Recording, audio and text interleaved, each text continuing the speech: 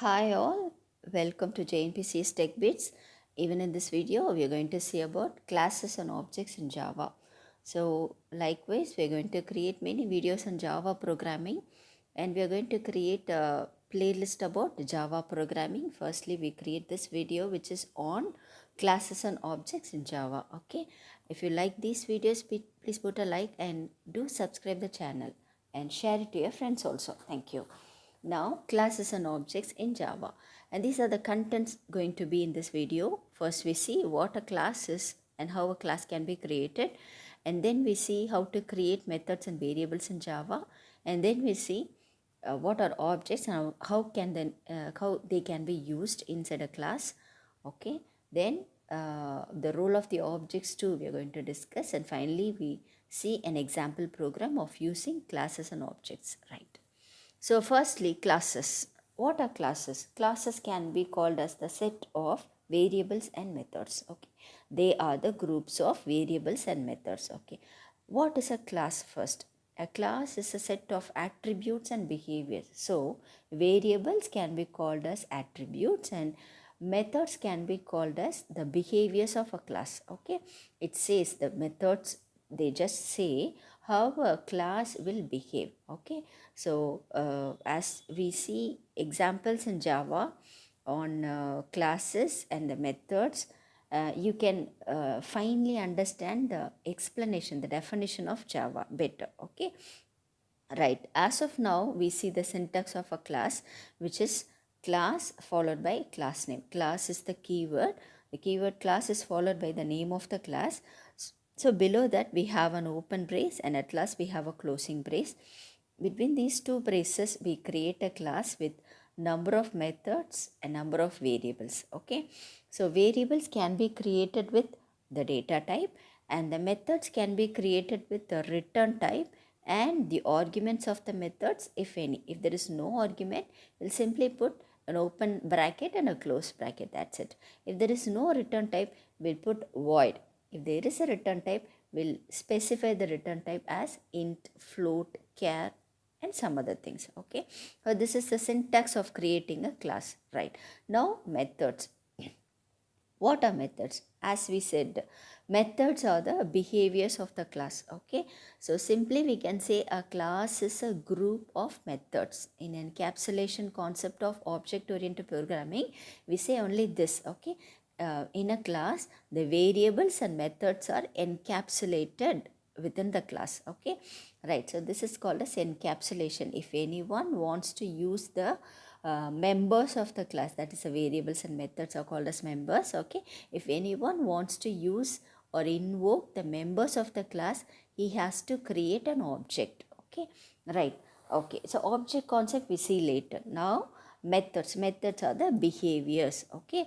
So methods are created with the return type followed by the name of the method. So beside that we have parameters within brackets. Okay. Then within the braces we have the body of the method. Right. Okay. Now objects. So we have seen classes, we have seen methods, and now we are going to see objects. Okay. Objects are called as instances of the class. Okay. Simply we can see object is a variable. Like if we create an integer in Java, how do we do that? Int space a semicolon, right? So what is a is an integer. The same way we can create objects in Java, like class name space object. Normally in object oriented programming, object is called as the variables created in class type. Okay, it is a class type variable simply. What is the role of an object? The role of the object is to invoke, it is used to invoke the members of a class standing outside the class. See, if there is no role, there is no work for an object if the members, if we are inside the class. Okay, only if we get out of the class, only then we'll create objects for the class, and only through the objects we can invoke the class members. So that is the concept of having objects. So we can say it is an instance of the class. Object is an instance of the class, and creating objects can be called as instantiation. Okay, right. So as we said, it is created outside the class only with the help of the objects. The encapsulated members of the class like variables and methods can be invoked, right? Okay, so this is an example that explains about the concept of classes and methods. Okay, so firstly we see import java.io.star.